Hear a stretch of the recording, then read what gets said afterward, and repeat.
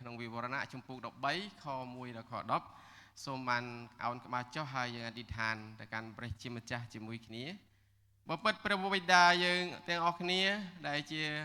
កូនរបស់ព្រះអង្គដែលជាអ្នកដែលទ្រង់បានត្រាស់ហៅមកហៅថាជា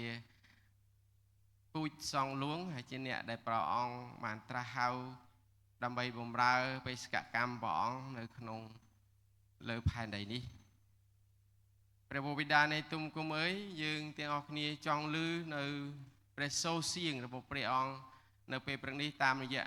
ព្រះគម្ពីរវិវរណៈចំពុក13ខ1ដល់ខ10សូមព្រះវិញ្ញាណបរិសុទ្ធនៃអំណាចព្រះចេស្តានៃព្រះអង្គបានបើកប្រាជ្ញាយើងបើកត្រចៀកយើងបើកភ្នែកយើងហើយទាំងសាច់ឈាមយើងទាំងវិញ្ញាណយើងបាននៅតែមួយហើយក្នុងការផ្ចង់នៅក្នុងព្រះបន្ទូលព្រះដែលនឹងដាស់តឿននិងក្រើនរំលឹកនិងលើកទឹកចិត្តយើងទាំងអស់គ្នាក្នុងការរស់នៅលើផែនដីនេះតាមបំណងព្រះហឫទ័យរបស់ព្រះអង្គម្ចាស់ព្រះយេស៊ូវទូលបង្គំអរព្រះគុណទ្រង់គឺសូមព្រះអង្គបានគង់នៅជាមួយយើងកូនក្នុងការចែកចាយព្រះបន្ទូលដករទាំងគំនិតប្រាជ្ញារបស់យើងទូលបង្គំចេញហើយឲ្យយើងឲ្យទូលបង្គំបានធ្វើតាមព្រះបន្ទូលទ្រង់ហើយទទួលប៉ះពាល់ចិត្តតាមជីវិតរបស់ព្រះអង្គកូនហើយចែកចាយទៅកាន់លោកគ្រូអ្នកគ្រូបងប្អូនយើងខ្ញុំនៅក្នុងព្រះវិហារវេខំទូលបង្គំអរព្រះគុណទ្រង់ទូលបង្គំសូមយាងនៅព្រះចេស្តានៃព្រះវិញ្ញាណបរិសុទ្ធជាគ្រូក្នុងការដឹកនាំយើងឲ្យយើងយល់នៅក្នុងព្រះបន្ទូលព្រះនេះទូលបង្គំសូមថ្វាយការអធិដ្ឋាននៅក្នុងព្រះនាមព្រះយេស៊ូវគ្រីស្ទអាមែនបាទអរគុណព្រះជាម្ចាស់ព្រះអង្គម្ចាស់ព្រះយេស៊ូវគ្រីស្ទដែលយើងបានអធិដ្ឋានទៅកាន់ព្រះអង្គហើយសូមលោកគ្រូអ្នកគ្រូបានស្វាគមន៍គ្នារួចហើយតែសូមឲ្យយើងបានកលេចមើលទៅក្នុងព្រះបន្ទូលព្រះអង្គជាមួយគ្នានៅវិវរណៈចំពុកទី13ខ1ដល់ខ10ខ្ញុំអានជូនម្ដងទៀតខ្ញុំក៏ឃើញខ្ញុំក៏ឈរលើខ្សាច់នៅមាត់សមុទ្រហើយខ្ញុំឃើញសត្វសាហាវមួយឡើងចេញពីសមុទ្រមកដែលមានស្នែង10និងក្បាល7រីឯនៅលើស្នែងវាមានមកុដ10ហើយនៅលើក្បាលទាំងប៉ុន្មាននោះមានឈ្មោះជាពាក្យប្រមាថសត្វដែលខ្ញុំឃើញនោះមើលទៅដូចជាខ្លាលខិន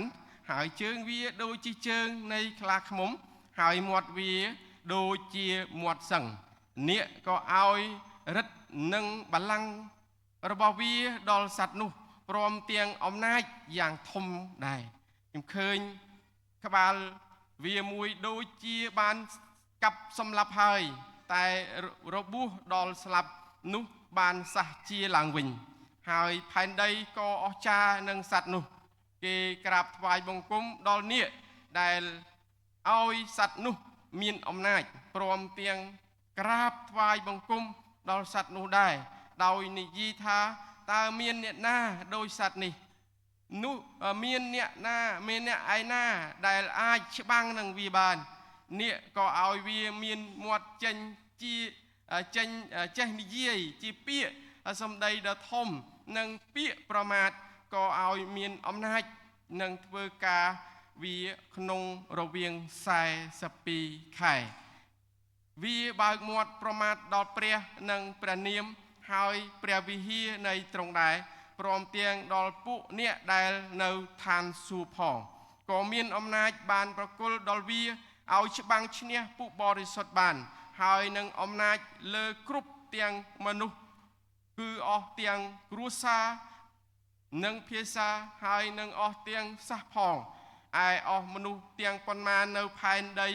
ដែលគ្មានឈ្មោះកត់ទុកក្នុងបញ្ជីជីវិតរបស់កូនជាមដែលត្រូវគេសម្លាប់តាំងពីកំណើតផែនដីមកនោះនឹងក្រាបថ្វាយបង្គំចំពោះសត្វនោះបើអ្នកណាមានត្រចៀកឲ្យអ្នកនោះស្ដាប់ចុះបើអ្នកណាដឹកនាំគេឲ្យទៅជាឆ្លើយអ្នកនោះឯងនឹងត្រូវគេដឹកនាំខ្លួនឲ្យទៅជាឆ្លើយដែរបើអ្នកណាកាប់សម្លាប់គេដោយដាវអ្នកនោះត្រូវស្លាប់ដោយដាវដែរនេះហើយជាសេចក្តីអត់ធ្មត់និងសេចក្តីជំនឿរបស់ពួកបរិសុទ្ធអាមែននៅថ្ងៃនេះប្រធានបទខ្ញុំលើកឡើងអំពី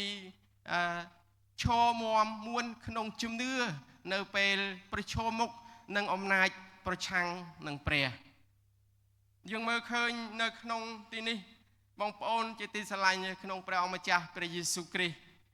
នៅក្នុងជីវិតរបស់ផងយើងតែងតែជួបប្រទះនឹងបញ្ហានិងឧបសគ្គយើងមើលឃើញក្នុងសម័យកាលនេះគឺគេបានបង្កើតដោយរូបភាពជាច្រើនមានសភាវុធទំនើបប្រឡ័យលោកដោយប្រាជ្ញារបស់ផងមនុស្សយើងឃើញថាពួកគេខិតខំប្រឹងគ្រប់បែបយ៉ាងពួកគេអាចស្រាវជ្រាវបានរកឃើញនៅជំងឺចម្លែកហើយក៏បានបង្កើតជំងឺនោះឡើងហើយពួកគេក៏បានរៀបចំតាមប្រាជ្ញារបស់ផងគេស្រាវជ្រាវដោយរកនៅវិធីសាស្ត្រដើម្បីចាក់ចេញពីផែនដីនេះទៅរស់នៅកន្លែងមួយដែលសុខសាន្តដោយព្រោះតែវិទ្យាសាស្ត្រគេបានស្រាវជ្រាវរកឃើញថានេះជាគំនិតប្រាជ្ញារបស់ផងនោះគេរកឃើញផែនដីនឹងឡើងកម្ដៅហើយសប្តាហ៍បច្ចុប្បន្ននេះគឺឃើញថានៅអឺរ៉ុបព័ត៌មានយ៉ាងបានផ្សព្វផ្សាយហើយនៅបារាំងកម្ដៅឡើង40អង្សាជាងហើយធ្វើឲ្យមានមនុស្សដែលស្លាប់ដោយសារបញ្ហាទាំងអស់នោះដូច្នេះពួកគេស្រាវជ្រាវរកដឹងបញ្ហាទាំងអស់ហើយគេខិតខំប្រឹងស្រាវជ្រាវដោយប្រាជ្ញារបស់គេពុំមានពេលឈប់សម្រាកនៅឡើយធ្វើយ៉ាងណាដើម្បីឲ្យជីវិតពួកគេរស់នៅដោយសុខស្រួលរស់នៅដោយសុខដុមរមនានេះហើយគឺជាប្រាជ្ញារបស់ផងមនុស្សប្រាជ្ញារបស់ផងមនុស្សគឺតែងតែធ្វើឲ្យគេចង់បានហើយចង់ឲ្យពួកគេមានមហិច្ឆតាផងដែរនៅថ្ងៃនេះយើងឃើញថាទុក្ខលំបាកគឺជារឿងធម្មតាដែលមនុស្សទាំងអស់តែងតែប្រឈមនៅក្នុងជីវិតមិនមែនយើងប្រឈមមុខតែខាងក្រៅប៉ុណ្ណោះទេប៉ុន្តែយើងប្រឈមជាមួយនៅក្នុងដួងចិត្តយើងផងដែរមានសំណួរ3ដែលចោទសួរនៅយើងទាំងអស់គ្នាមុននឹងយើងស្គាល់អំពីរបៀបដែលនឹងឈរមាំក្នុងជំនឿនៅពេលដែលយើងមានការប្រឈមជាមួយនឹងការប្រឆាំងអំណាចប្រឆាំងជាមួយនឹងព្រះអង្គម្ចាស់ព្រះយេស៊ូវនោះគឺទី1សំណួរបានចោទសួរថាតើយើងនឹងរក្សាជំនឿយើងនៅពេលដែលយើងជួបបញ្ហាការនឹងកើតឡើងវិបត្តិឬក៏បញ្ហាការប្រឆាំងជាមួយនឹងព្រះតើយើងត្រូវឈរមាំដោយរបៀបណានៅក្នុងសេចក្តីជំនឿនោះសំណួរទី2សួរថាតើយើងនឹងជ្រើសរើសព្រះឬក៏យើងជ្រើសរើសអ្វីដែលស្រួលសម្រាប់ខ្លួនឯងសំណួរទី3សួរថាតើយើងនឹងឈរលើសេចក្តីពិតព្រះបន្ទូលឬក៏យើងឈរលើគោលការណ៍ឬក៏ជាមិត្តដ្ឋានរបស់លោកកតិលោកឬក៏លោកីនេះគឺជាសំណួរដែលចោទសួរយើងជារៀងរាល់ថ្ងៃក្នុងនាមយើងជាកូនរបស់ព្រះអង្គនៅក្នុងព្រះគម្ពីរវិវរណៈនៅក្នុងព្រះគម្ពីរនេះចម្ពោះនៅក្នុងវិវរណៈមិនបានបើកបង្ហាញឲ្យយើងមានភាពភ័យខ្លាចនោះទេប៉ុន្តែគម្ពីរវិវរណៈគឺជាគម្ពីរដែលកំពុងតែលើកចិត្តឲ្យទឹកចិត្តយើងក្នុងនាមយើងជាអ្នកបម្រើព្រះអង្គក្នុងនាមយើងជាអ្នកជឿលើព្រះយេស៊ូវគ្រីស្ទឲ្យយើងមានការចិត្តបរិសុទ្ធឲ្យមានដួងចិត្តបរិសុទ្ធហើយនៅពេលដែលមានការប្រឆាំងនឹងអំណាចនៃព្រះកាលឡើងយើងត្រូវតែរស់នៅដោយស៊ូទ្រាំរស់នៅដោយប្រយុទ្ធក្នុងការរស់នៅលើសាច់ឈាមនេះគឺជាការមួយដែលលើកទឹកចិត្តយើងក្នុងព្រះបន្ទូលព្រះអង្គថាព្រះយេស៊ូវបានឈ្នះរួចស្រេចហើយអ្វីដែលយើងជាទីមាំមួនរបស់យើងគឺព្រះយេស៊ូវជាកូនជាមនៃព្រះបានឈ្នះក្នុងកិច្ចការទាំងអស់នោះរួចស្រេចហើយដូច្នេះនៅវិវរណៈចំពោះទី13នេះយើងឃើញមានសត្វសាហាវមួយដែលវាចេញមកពីសមុទ្រសត្វសាហាវនោះគឺជាអំណាចដែលប្រឆាំងជាមួយនឹងព្រះវាទទួលអំណាចពីនាគដើម្បីឲ្យប្រឆាំងជាមួយនឹងព្រះវាមានអំណាចមានឥទ្ធិពលធ្វើឲ្យមនុស្សជាច្រើនដើរតាមវាហើយគោរពកោតខ្លាចវាហើយក៏ថ្វាយបង្គំដល់វាផងដែរប៉ុន្តែព្រះបានបង្ហាញយើងឲ្យឃើញថាអំណាចទាំងអស់នោះគឺជាការប្រឆាំងជាមួយនឹងព្រះមិននៅស្ថិតស្ថេរទេពីព្រោះអីអំណាចនោះគឺបណ្ដោះអាសន្នតែប៉ុណ្ណោះនៅក្នុងព្រះគម្ពីរបានបញ្ជាក់យ៉ាងច្បាស់ហើយគឺព្រះយេស៊ូវបានឈ្នះរួចស្រេចហើយនេះជាការលើកទឹកចិត្តនៅថ្ងៃនេះយើងនឹងមើលជាមួយគ្នាអំពីរបៀបដែលយើងឈរមាំនៅក្នុងសេចក្តីជំនឿនៅពេលដែលយើងមានការជួបជាមួយនឹងអំណាចនៃការប្រឆាំងជាមួយនឹងព្រះ បៀតបៀនមកកាន់យើងជាអ្នកជឿជាអ្នកបរិសុទ្ធរបស់ព្រះអង្គតើយើងត្រូវឈរយ៉ាងណាតើយើងត្រូវឈរយ៉ាងណាក្នុងជំនឿនោះទី1សូមមើលជាមួយគ្នាកុំអាល់ភ្ញាក់ផ្អើលចំពោះអំណាចប្រឆាំងជាមួយនឹងព្រះនៅក្នុងគម្ពីរវិវរណៈជំពូកទី13ខ1ដល់ខទី4ដែលយើងឃើញអំពីការទាំងអស់នោះកុំភ្ញាក់ផ្អើលនៅពេលឃើញអំណាចអស្ចារ្យដែលប្រឆាំងជាមួយនឹងព្រះកុំស្លន់ស្លោសូមនិយាយជាមួយគ្នាកុំស្លន់ស្លោកុំភ័យខ្លាចកុំភ្ញាក់ផ្អើលនៅពេលដែលមានអំណាចតែប្រឆាំងជាមួយនឹងព្រះយើងឃើញមើលនៅក្នុងខ1ខ្ញុំក៏ឈរលើខ្សាច់គឺអ្នកណាគេខ្ញុំនោះគឺសាវកយូហានដែលព្រះបានបើកសម្ដែងឲ្យលោកបានដឹងអំការបើកសម្ដែងជាក់ស្ដែងគាត់បានថាគាត់បានឈរនៅលើខ្សាច់នៅមាត់សមុទ្រខ្សាច់នៅមាត់សមុទ្រនៅក្នុងគម្ពីរនៅក្នុងព្រះគម្ពីរលោកកបិតចំពុក12គឺព្រះជាម្ចាស់បានត្រាស់ហៅលោកអាប់រ៉ាហាំព្រះអង្គបានហៅឲ្យអាប់រ៉ាហាំចូលមើលទៅលើមេឃព្រះអង្គនឹងឲ្យពូជគេមានច្រើនដូចជាខ្សាច់ដូចជាផ្កាយដូចជាខ្សាច់ទីនេះយើងឃើញថាសមុទ្រប្រៀបដូចជាគឺជានិមិត្តរូបអំពីមនុស្សជាតិទាំងឡាយចឹងលោកយ៉ូហានបានឈរនៅលើខ្សាច់នៅលើមនុស្សលើជាតិហើយព្រះអង្គបានបើកបង្ហាញការជាក់ស្ដែងឲ្យលោកឃើញគឺសត្វសាហាវមួយសត្វសាហាវគឺជាសត្វព្រៃសត្វដែលអាក្រក់គឺជាសត្វដែលមិនល្អនោះទេគឺសត្វនោះវាមកតែបំផ្លាញហើយលួចហើយសម្លាប់ជាសត្វមួយដែលសាហាវយើងមើលឃើញមួយទៀតគឺរូបរាងរបស់ផងសត្វនោះយ៉ាងណាទៅ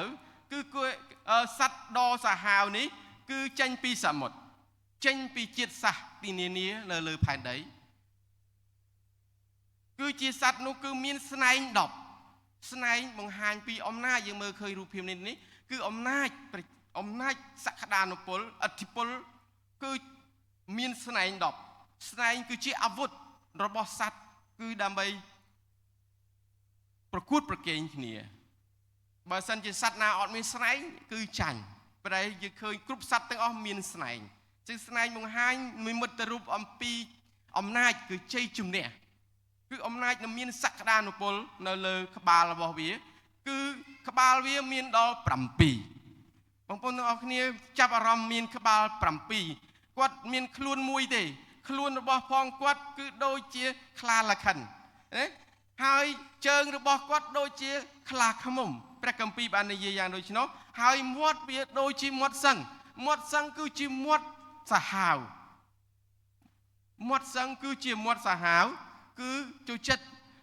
បំផ្លាញមាត់ដែលបំផ្លាញមាត់ដែលមិនប្រទានពរទេមាត់ដែលរំពាបែបនេះគឺមាត់គឺឃើញថានិមិត្តនៃមាត់នោះគឺមាត់ធំសម្ដីធំមាត់ធំនៅទីនោះអញ្ចឹងយើងមើលឃើញក្បាល7លេខ7គឺជាលេខសំខាន់ណាស់នៅក្នុងព្រះគម្ពីរបរិសុទ្ធលេខ7បង្ហាញអំពីគឺជាលេខរបស់ព្រះគឺ perfect គឺជាលេខនៃគ្រប់លក្ខព្រះចេស្តាដ៏គ្រប់លក្ខភាពបរិសុទ្ធដ៏គ្រប់លក្ខគឺជាលេខ7គឺជាលេខរបស់ព្រះអង្គម្ចាស់ព្រះនៃយើងដែលជាម្ចាស់ឋានសួគ៌និងផែនដីប៉ុន្តែយើងមើលឃើញសត្វសាហាវនេះមានក្បាល7មានក្បាល7គឺបង្ហាញអំពីអំណាចប្រាជ្ញាចេញពីមនុស្សសត្វសាហាវនេះគឺចេញពីសមុទ្រមកហើយចេញពីមនុស្សគឺជាមនុស្សគ្រប់ជាតិសាសន៍ដែលមានប្រាជ្ញាដែលបង្កើតសភាវុធដែលបង្កើតអ្វីៗដើម្បីប្រល័យលោកដោយខួរក្បាលដោយប្រាជ្ញាសប្តាហ៍ថ្ងៃនេះយើងឃើញថាពិភពលោកនេះកំពុងតែច្របូកច្របល់លោកីយ៍នេះកំពុងតែច្របូកច្របល់គ្រប់ជាតិសាសន៍ដោយសារមានការផលិតបរមាណូប្រល័យលោកមានសភាវុធមាន AI ដែលធ្វើឲ្យមនុស្សចាប់ផ្ដើមប្រើរបស់ទាំងអស់នោះបានប្រឆាំងជាមួយនឹងព្រះ ព្រះបន្ទូលព្រះអង្គឲ្យយើងស្រឡាញ់ដល់អ្នកជិតខាងប៉ុន្តែសភាវុធទំនើបដែលកើតឡើងពីមនុស្សមកប្រាជ្ញារបស់មនុស្សមកបំផ្លាញមនុស្សគឺជាការប្រឆាំងជាមួយនឹងព្រះជាព្រះអង្គម្ចាស់នៃព្រះយេស៊ូវគ្រីស្ទដូច្នេះតើសត្វសាហាវនេះវាទទួលអំណាចមកពីណាវាទទួលអំណាចមកពីសត្វនាគសត្វនាគគឺជាពស់ពីបុរាណនៅក្នុងលោកក្បិតជំពូក3បានបង្ហាញពស់ពីបុរាណគឺនាគពីបុរាណនោះឯងគឺជាសាតាំងដូច្នេះគំនិតប្រាជ្ញារបស់ផងមនុស្សដែលទទួលពីសត្វសាហាវនោះគឺទទួលមកពីអរិយសាតាំងនោះឯងដែលបំផ្លាញដែលធ្វើឲ្យមាត់ដែលជិះជាន់អ្នកដតីមាត់ដែលវាយប្រហារទៅអ្នកដតីខួរក្បាលគំនិតប្រាជ្ញាដែលជិះជាន់ទៅអ្នកដែលមានឋានៈតូចទាបប៉ុន្តែក្នុងព្រះគម្ពីរព្រះយេស៊ូវបានបង្ហាញគំរូព្រះអង្គឈ្នះព្រះអង្គជាព្រះដ៏ធំឧត្តមឧត្តមប្រែទ្រង់យាងមកដើម្បីបម្រើឲ្យคล้ายទៅជាទេសកលអំពើបាបជំនួសយើងប៉ុន្តែគំនិតនៃមនុស្សលោកគឺមានក្បាល7គឺជាមាននិមិត្តរូបអំពីព្រះជាម្ចាស់វាមានអំណាចកប្រាជ្ញាដូចជាព្រះដែរក្នុងគម្ពីរលោកុបាតជំពូក2បានបង្ហាញថាប្រាជ្ញាមនុស្សដូចជាព្រះដែរដូច្នេះហើយពួកគេយ៉ាងណាពួកគេប្រើប្រាជ្ញានោះថ្វាយបង្គំប្រាជ្ញានោះពួកគេប្រើប្រាជ្ញារបស់ផងខ្លួនដើម្បីបំបែកមនុស្សមិនឲ្យថ្វាយបង្គំដល់ព្រះអង្គម្ចាស់ព្រះយេស៊ូវគ្រីស្ទដូច្នេះតើយើងមើលឃើញអំណាចយើងមើលឃើញរូបរាងគេដូចជាខ្លាលខិនហើយជើងដូចជាខ្លាឃ្មុំហើយយើងឃើញថាមានឫទ្ធិអំណាចបាទទទួលបានពីសត្វពស់ប៉ុន្តែយើងមើលឃើញគេមានការអស្ចារ្យដែរគេមានការអស្ចារ្យនៅទីនេះយើងមើលឃើញថាអំណាចរបស់ផងវាមានរយៈពេលប៉ុន្មានតា42ខែតែប៉ុណ្ណោះ42ខែស្មើនឹង3ឆ្នាំកន្លះស្មើនឹង1620ថ្ងៃគឺជា3ឆ្នាំកន្លះពាក់កណ្ដាលនៃលេខ7អំណាចរបស់សាតាំងគឺអំណាចនៃប្រាជ្ញារបស់មនុស្សមានតែមួយផ្លេទេបណ្ដោះអាសន្នទេវាបៀតបៀនយើងតែសាច់ឈាមទេឈឺចាប់តែសាច់ឈាមតែប៉ុណ្ណោះ80ឆ្នាំស្លាប់ហើយវាលបួងយើងបានតែសាច់ឈាមប៉ុន្តែខាងឯពលឹងវិញ្ញាណមិនអាចប៉ះពាល់បានជំនឿមិនអាចពង្រត់ជំនឿចេញពីព្រះយេស៊ូវគ្រីស្ទបាននៅឡើយដូច្នេះវាមានឥទ្ធិពលវាបៀតបៀនអ្នកជឿព្រះអង្គវាមានអំណាចទៅលើអ្នកដែលមិនជឿព្រះអង្គដូចគ្នាគឺកោតខ្លាចសាហាវខ្លាំងមែនទែនគឺសត្វនេះដូច្នេះគឺតំណាងឲ្យអ្នកដែលមានអំណាចនៅលើផែនដីនេះអ្នកមានឥទ្ធិពលនៅក្នុងគ្រួសារអ្នកមានឥទ្ធិពលនៅក្នុងសហគមន៍អ្នកមានឥទ្ធិពលនៅក្នុងក្រុមជំនុំអ្នកមានឥទ្ធិពលនៅក្នុងប្រទេសជាតិបើសិនជាយើងមានការប្រុងប្រយ័ត្នត្រូវឆែកមើលព្រះបន្ទូលព្រះអង្គកាលណាយើងមានប្រាជ្ញាច្រើននៅក្នុងបរិបទនៃព្រះបន្ទូលព្រះអង្គពមមានយើងថារៀនច្រើនត្រូវតែកោតខ្លាចព្រះច្រើនត្រូវមានសិលធម៌ច្រើនប៉ុន្តែសប្តាហ៍ថ្ងៃនេះបរិបទនោះអត់មានទេនេះរៀនច្រើនដំកើងខ្លួនឯងកាន់តែច្រើនហើយធ្វើបាបទៅអ្នកដទៃច្រើនរៀនដល់ដុកទ័រដើម្បីជួយទៅដល់សហគមន៍ប៉ុន្តែមិនបានជួយសហគមន៍ប៉ុន្តែបែរជាជិះជាន់ទៅកាន់សហគមន៍ដោយយកកម្រៃថ្លៃនេះជារឿងប្រាជ្ញារបស់ផងមនុស្សប្រឆាំងជាមួយនឹងព្រះធ្វើឲ្យមនុស្សទាំងអស់មានភាពភ័យខ្លាចក្រុមជំនុំព្រះអង្គទាំងអស់គ្នាជាទីស្រឡាញ់ហើយក្នុងនាមយើងជាអ្នកជឿព្រះអង្គតើព្រះអង្គបង្រៀនយើងយ៉ាងណានៅពេលដែលយើងមានស្ថានភាពបែបនេះបងប្អូនទាំងអស់គ្នាកុំភ្ញាក់ផ្អើលនៅពេលឃើញអំណាចទាំងអស់នោះយើងត្រូវធ្វើយ៉ាងណាគឺត្រូវចាប់ផ្ដើមចិញ្ចឹមគិតព្រះបន្ទូលព្រះអង្គចាប់ផ្ដើមស្វែងរកព្រះបន្ទូលព្រះអង្គពីព្រោះព្រះបន្ទូលព្រះអង្គអត់ឲ្យយើងមានប្រាជ្ញាដែលអាខូចអាក្រក់នោះទេព្រះបន្ទូលព្រះអង្គដែលព្រះអង្គផ្ដល់ឲ្យគឺកសាងបង្កើតជាថ្មីប៉ុន្តែប្រាជ្ញារបស់មនុស្សបំភាន់ភ្នែកយើងបន្លំភ្នែកយើងមើលឃើញនៅទីនេះគឺបន្លំយ៉ាងម៉េចគឺមានរាងដូចជាខ្លាលខិនហើយសត្វដូចជាសត្វឃ្មុំសត្វខ្លាឃ្មុំ ហើយយើងមើលឃើញរូបភាពច្រើនទៀតដែលបង្ហាញដែលបំភាន់នៅចំណុចទី2ត្រូវប្រយ័ត្ននៅពេលដែលយើងជួបជាមួយនឹងស្ថានភាពដែលមានការប្រឆាំងជាមួយនឹងព្រះត្រូវប្រយ័ត្នខ្លាចចាញ់បោកការបោកប្រាស់ខាងឯវិញ្ញាណដូច្នេះលោកគ្រូសូមបន្តស្លាយទៀតបាទយើងមើលឃើញនៅទីនេះគឺមានម្នាក់ដែលជារស់នៅក្នុងសម័យកាលមួយ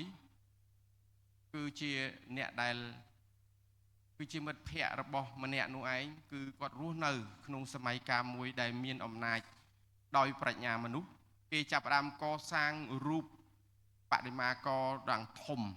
ហើយគេបង្គាប់ឲ្យមនុស្សទាំងអស់ថ្វាយបង្គំប៉ុន្តែនៅពេលនោះមានកូនព្រះអង្គគឺអ្នកជឿព្រះយេហូវ៉ាអ្នកដែលជឿទៅលើព្រះអង្គម្ចាស់ព្រះយេស៊ូវគ្រីស្ទនៅទីនោះដែរជាកូនរបស់ព្រះអង្គដែលស្មោះនៅក្នុងសេចក្តីជំនឿដែលតស៊ូនៅក្នុងសេចក្តីជំនឿក្នុងការរស់នៅក្នុងសម័យកាលដ៏អាក្រក់នេះប្រជាជនទាំងអស់ក្នុងសម័យកាលទាំងអស់នោះគឺคล้ายទៅជាទាសករคล้ายទៅជាអ្នកដែលពិបាករស់នៅក្នុងសម័យកាលនោះប៉ុន្តែដោយសារអីដោយសារតែប្រាជ្ញារបស់ផងមនុស្សបំផ្លាញជីវិតមនុស្សដូច្នេះបង្គាប់ឲ្យថ្វាយបង្គំប៉ុន្តែយើងមើលឃើញការអស្ចារ្យមួយកើតឡើងដោយក្នុងចំណុចនេះបានបង្រៀនយើងថាយ៉ាងណាបងប្អូនអរគុណគឺបានបង្រៀនយើងអំពីសេចក្តីជំនឿយើងរៀនអំពីសេចក្តីជំនឿរបស់ផងព្រះជាម្ចាស់លោកសាល់ត្រាក់ម៉ៃសាក់និងអូបេនេកោគឺរស់នៅក្នុងស្ថានភាពនៃការគ្រប់គ្រងដោយប្រាជ្ញារបស់ផងមនុស្សពួកគាត់វេទនាខ្លាំងមែនទែនប៉ុន្តែពួកគាត់បានប្រកាសនៅក្នុងដានីយ៉ែលជំពូកទី3ខ18 17ខ្ញុំសូមអានឃើញទាំងអស់គ្នាអានជាមួយគ្នាបានទេ1 2 3អាន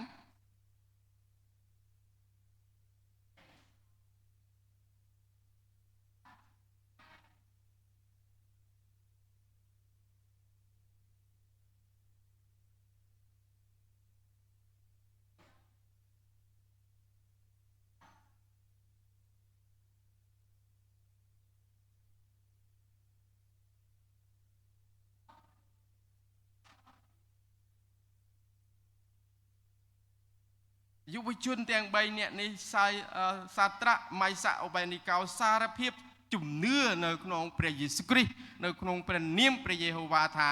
គាត់អត់ថ្វាយបង្គំរូបមាសនោះទេពីព្រោះវាជាប្រាជ្ញារបស់ផងមនុស្សគាត់ថ្វាយបង្គំតែព្រះយេហូវ៉ាតែមួយគត់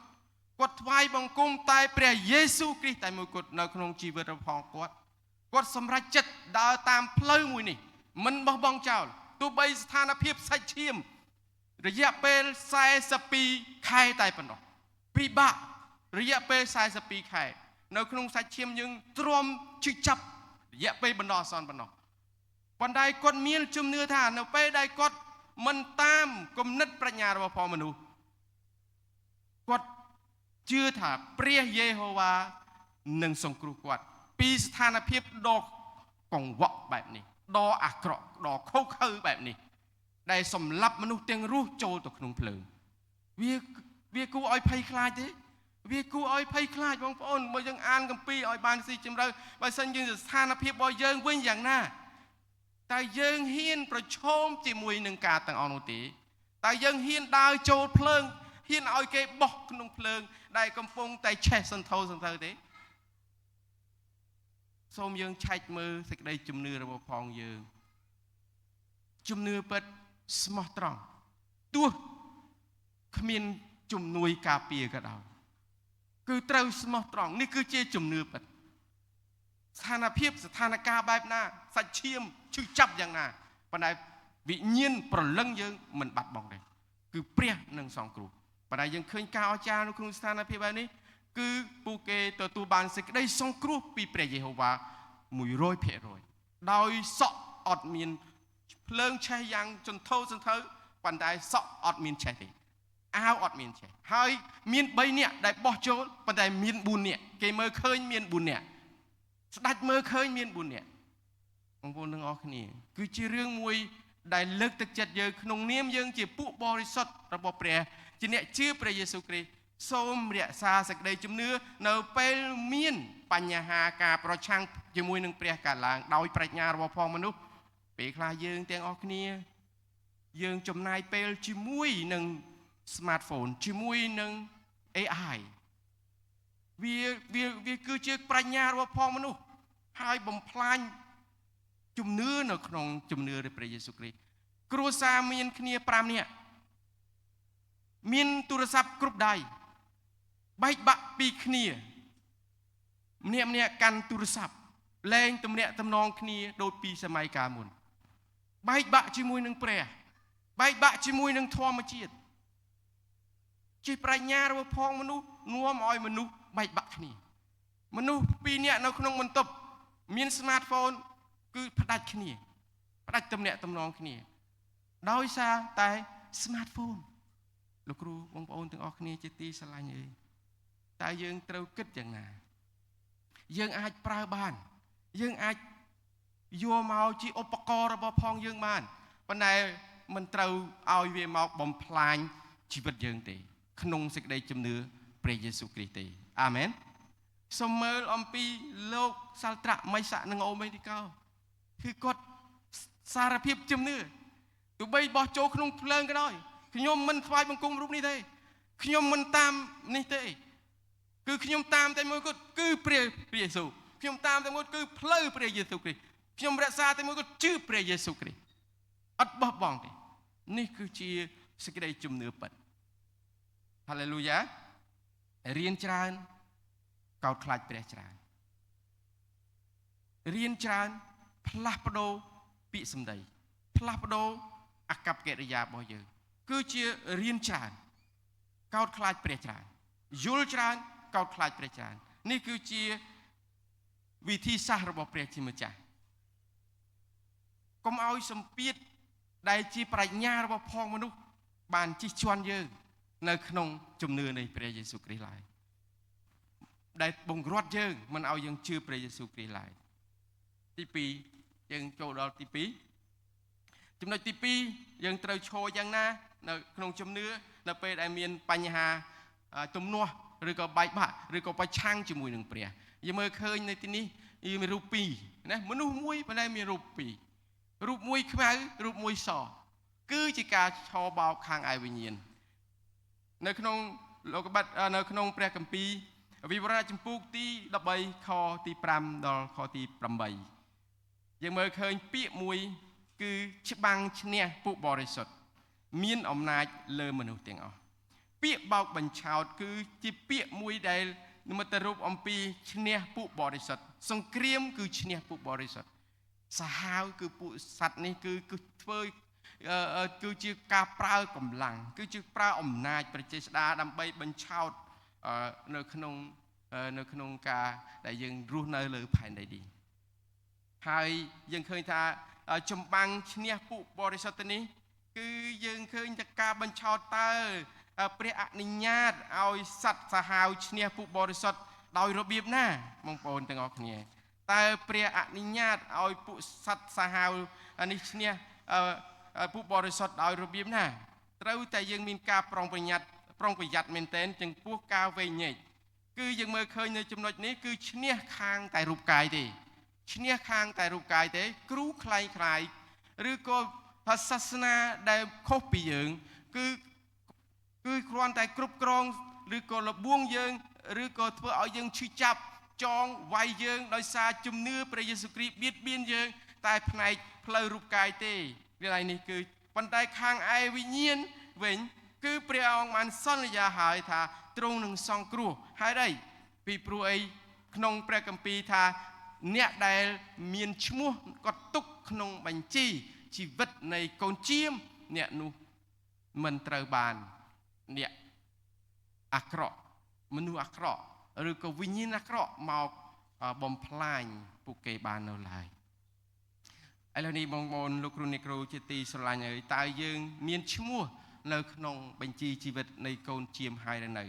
នៅក្នុងព្រះគម្ពីរវិវរណៈអស់អ្នកដែលអត់មានឈ្មោះគាត់ទុកក្នុងបញ្ជីនៃកូនជៀមបញ្ជីជីវិតនៃកូនជៀម គេបានថ្វាយបង្គំរូបនេះឯងគឺរូប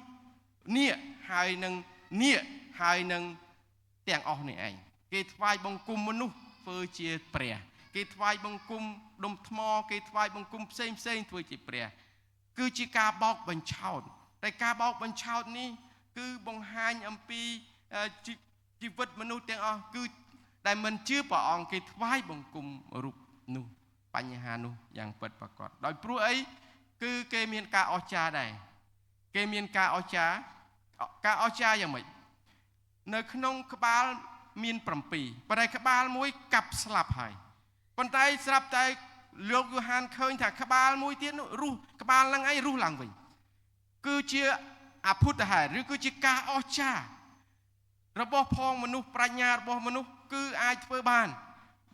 ប៉ុន្តែបានតែបណ្ដោះអាសន្នទេបង្ហាញយើងបោកបញ្ឆោតយើងជារូបភាពតែប៉ុណ្ណោះយើងមិនឃើញថាអូគ្រូទាយនេះឬថាគ្រូទាយនោះយើងនាំគ្នាឆោឡោយើងនាំគ្នាទៅដោយសារយើងអត់ជឿព្រះអង្គដូចជាយើងទៅប៉ុន្តែយើងជឿព្រះអង្គហើយពេលខ្លះយើងទៅដែរតើយ៉ាងណាបងប្អូនទាំងអស់គ្នាតើយ៉ាងណាទៅបើយើងជាពួកបរិសុទ្ធហើយតើយើងទៅដែរតើយ៉ាងណាដូច្នេះនៅក្នុងព្រះគម្ពីរនេះគឺបានបង្ហាញថាគ្រូគ្រប់ទាំងអស់ដែលជាការដែលបង្ហាញជាពួកដែលប្រឆាំងជាមួយនឹងព្រះជាម្ចាស់នាំឲ្យមានការបញ្ឆោតនាំឲ្យមានការបញ្ឆោតឲ្យមនុស្សបានថ្វាយបង្គំដល់ពួកគេផងដែរមាននៅក្នុងប្រទេសម្នាក់ដែលជាជនជាតិអូទ្រីសគាត់ឈ្មោះថា Viktor Frankl ដែលគាត់គឺជាមនុស្សដែលរស់រានមានជីវិតចេញពីជំរំប្រមូលផ្ដុំណាស៊ីលោកគ្រូសូមទៅទៀតបានគឺជាម្នាក់ដែលល្បីល្បាញខ្លាំងមែនទែនជាគ្រូពេទ្យវិកលចរិតហើយគាត់បានរស់រៀនមានបាននៅក្នុងជំរំណាស៊ីនោះគឺជាក្នុងសម័យកាលសង្គ្រាមលោកទី2គាត់រស់នៅក្នុងសម័យកាលនោះវេទនាខ្លាំងមែនទែនប៉ុន្តែគាត់បានរកឃើញអំពីការជាក់ស្ដែងនៅក្នុងជីវិតមនុស្សគឺមានគោលបំណងហើយមានជំនឿនៅក្នុងចិត្តអាចឈររឹងមាំវិញបានគាត់រស់រៀនមានជីវិតបាននៅក្នុងចេញពីគុកនៅក្នុងសម័យកាលសង្គ្រាមលោកទី2គឺជាម្នាក់ដែលបានបង្ហាញឲ្យយើងទាំងអស់គ្នារៀនបានពីគាត់មានបញ្ហាដោយសារតែរឿងប្រាជ្ញារបស់ផងមនុស្សដែលនៅក្នុងសម័យកាលសង្គ្រាមលោកលើកទី2គាត់ជាម្នាក់ដែលរួចចេញពីទាំងអស់នោះក្នុងព្រះគម្ពីរកូឡូសជំពូក2ខ8បានប្រមានឲ្យយើងប្រយ័ត្នចំពោះទស្សនវិជ្ជារបស់ផងមនុស្សដែលនាំឲ្យឃ្លាតចេញពីព្រះយេស៊ូវគ្រីស្ទចូលឲ្យយើងរក្សាព្រះបន្ទូលជាខ្នាតនៃគំរូរបស់ផងយើងចូលឲ្យយើងបានជឿលើព្រះបន្ទូលចូលឲ្យយើងបានចងចាំព្រះបន្ទូលដែលជាខ្នាតនៅក្នុងជីវិតរបស់ផងយើងទី3ព្រះយេស៊ូវទ្រង់បានហៅយើងមកឲ្យយើងមានការអត់ធ្មត់និងមានជំនឿនៅក្នុងចំណុចទីនេះយើងមើលឃើញនៅក្នុងខ9ដល់ខទី10បើអ្នកណាមានត្រចៀកចូលឲ្យអ្នកនោះស្ដាប់ចុះពាក្យដែលមួយសង្កត់ធ្ងន់គឺនៅក្នុងខ10បើអ្នកណាដឹកនាំគេឲ្យទៅជាឆ្លើយអ្នកនោះនឹងទៅជាអ្នកដឹកនាំខ្លួនទៅជាឆ្លើយដែរកន្លែងនេះចំណុចនេះគឺអ្នកក្នុងគម្ពីរព្រះយេស៊ូវបានហៅថាអ្នកណាដែលមានត្រចៀកឲ្យស្ដាប់ចុះស្ដាប់រឿងអីស្ដាប់រឿងប្រាជ្ញារបស់ផងមនុស្សប្រាជ្ញាដែលទទួលពីអំណាចនៃសាតាំងគឺឲ្យយើងឃ្លាតឆ្ងាយឈប់ពីសេចក្តីជំនឿឈប់ពីជឿលើព្រះយេស៊ូវគ្រីស្ទយើងត្រូវតែមានការប្រុងប្រយ័ត្នត្រូវតែមានការស្ដាប់ហើយវេកញែកខាងឯវិញ្ញាណឲ្យបានត្រឹមត្រូវយើងមើលឃើញនៅទីនេះយើងឃើញថាគេព្រះអង្គមានបន្ទូលថាអ្នកណាដែលដឹកនាំគេឲ្យទៅជាឆ្លើយអ្នកនោះនឹងទទួលបើសិនយើងវល់ឲ្យគេប៉ុណ្ណាយើងនឹងទទួលបានប៉ុណ្ណោះដែរការសងសឹកគឺអាស្រ័យនៅលើព្រះជាម្ចាស់យើងមិនអាចវិនិច្ឆ័យអ្នកដទៃយើងមិនអាច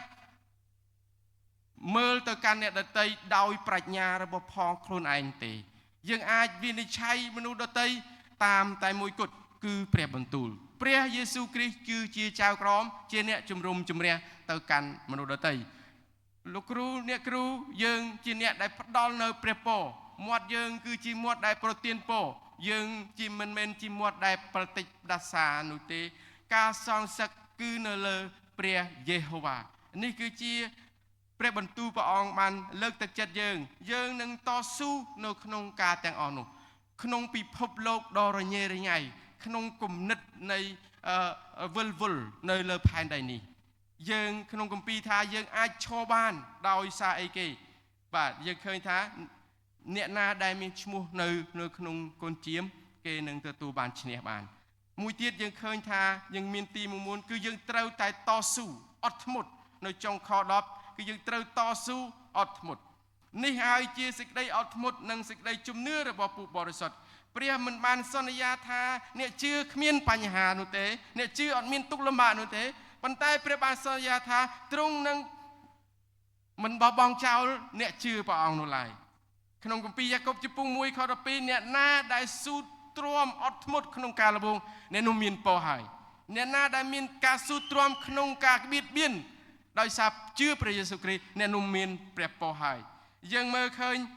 លោកម្នាក់សូមមើលទៅជាមួយគ្នាមានរូបភាពមួយខ្ញុំចង់បង្ហាញរូបភាពម្នាក់ដែលល្បីខ្លាំងមែនទែនគាត់អត់មានដៃមានជើង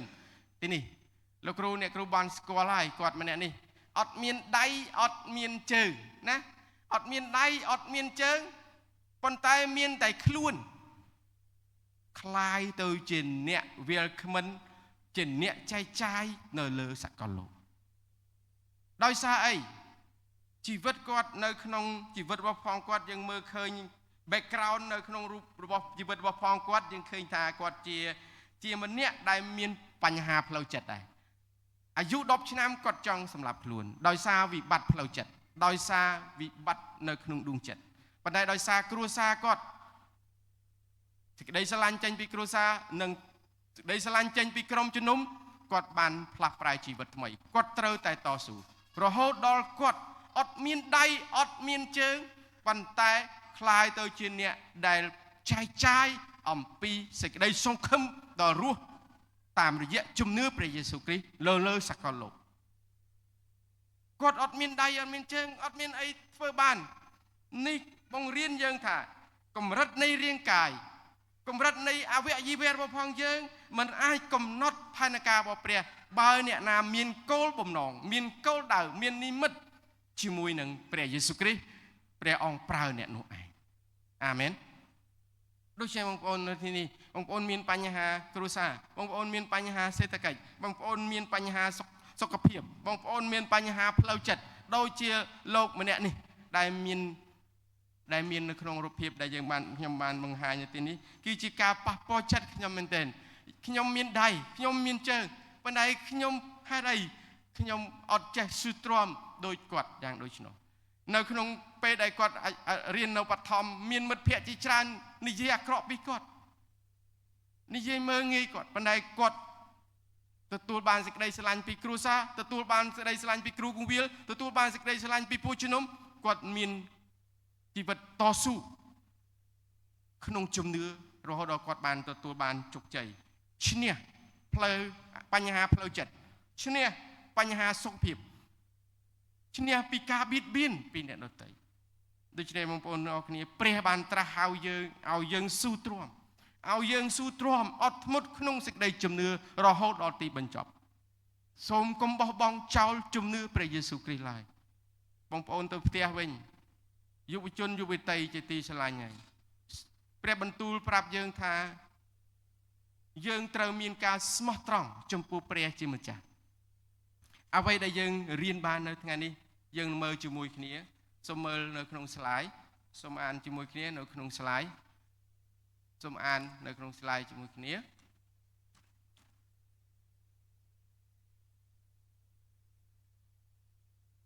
អ្វីដែលយើងរៀនបានការអនុវត្តនៅក្នុងជីវិតទី1គឺឲ្យយើងស្គាល់ព្រះបន្ទូលរបស់ព្រះជាម្ចាស់ឲ្យច្បាស់បងប្អូនត្រូវអានព្រះបន្ទូលព្រះអង្គរាល់ថ្ងៃអ្វីដែលយើងរៀនបានពីព្រោះព្រះបន្ទូលជាចង្គៀងដែលបំភ្លឺផ្លូវយើងរស់នៅលើផែនដី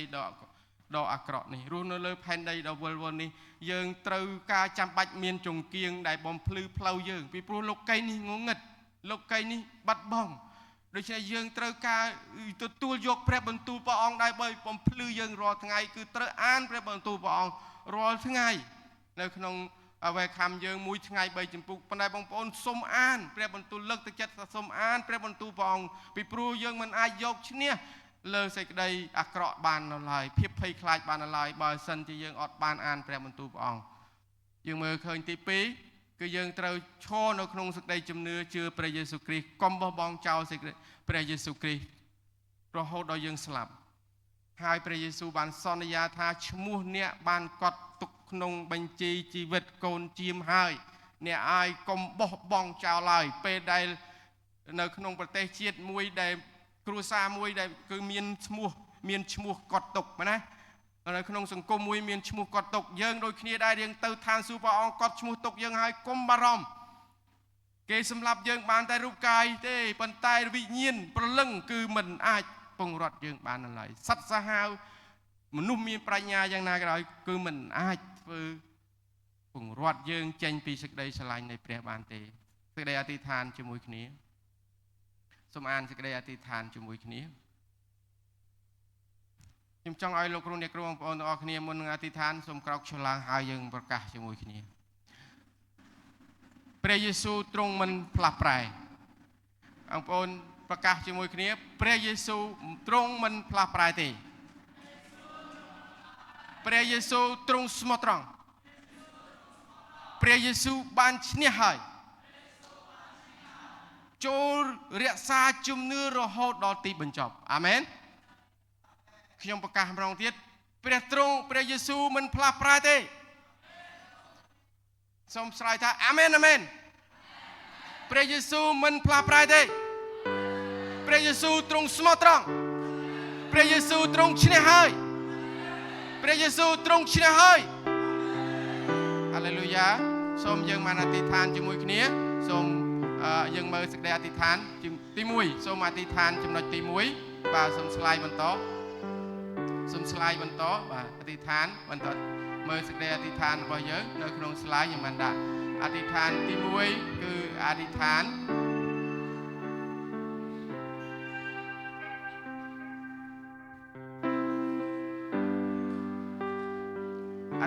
ទី1គឺយើងអធិដ្ឋានសូមឲ្យព្រះអង្គមានឲ្យយើងម្នាក់មានសេចក្តីស្មោះត្រង់ឲ្យយើងម្នាក់មានជំនឿមានកម្លាំងមានអំណាចនិងមានការអត់ធ្មត់នៅក្នុងការរស់នៅលើពិភពលោកនេះគឺជាសេចក្តីអធិដ្ឋានដែលយើង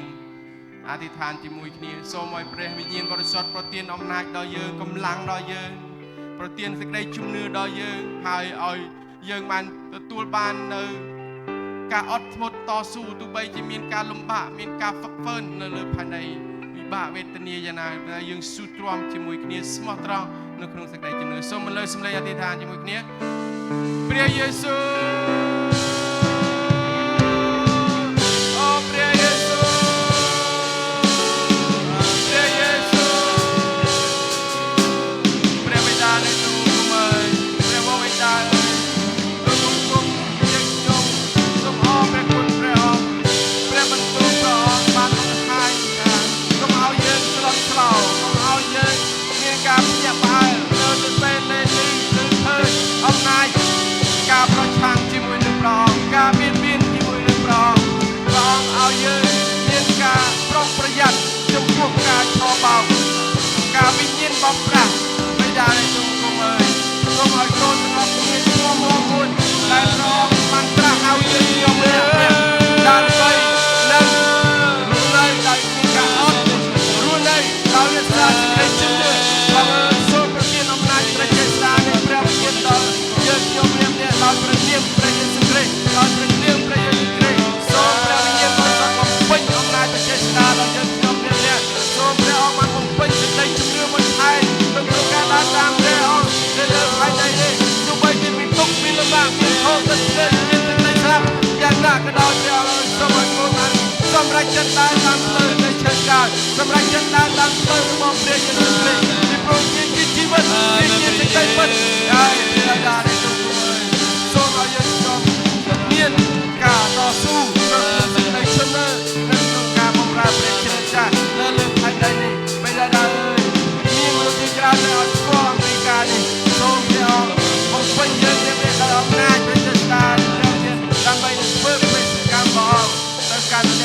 ផងដែរព្រះបិតាអើយអូព្រះគុណព្រះជាម្ចាស់អូព្រះគុណព្រះ